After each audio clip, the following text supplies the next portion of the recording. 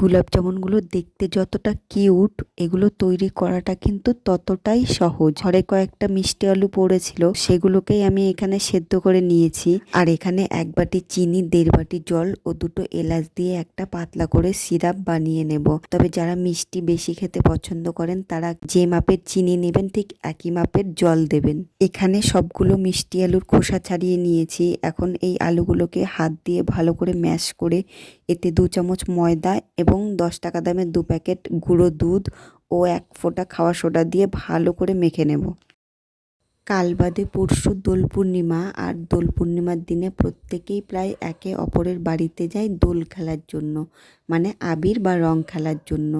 আর দোল পূর্ণিমার দিনে বাড়িতে কেউ এলে তাদের তো আর খালি মুখে যেতে দেওয়া যেতে পারে না।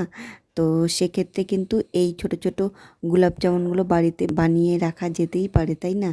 তো সে যাই হোক, তারপর সেই ডোটা থেকে লেচি কেটে ছোট ছোট বলের আকার করে গড়ে নেব।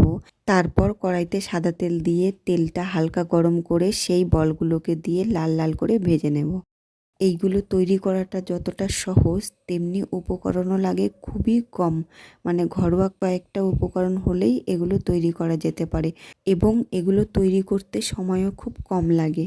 তো এই বলগুলোকে খুব ভালো করে ভেজে নিয়েছি। এখন এই বলগুলোকে আগে থেকে তৈরি করে রাখা যে চিনির সিরাপ ছিল, সেই সিরাপের মধ্যে কিছুক্ষণ চুবিয়ে রাখবো, যার ফলে এই ছোট ছোট মিষ্টিগুলোর মধ্যে চিনির সিরাপ ভালোভাবে অ্যাবসর্ব হয়ে মিষ্টিগুলো একেবারে নরম তুলতুলে হবে।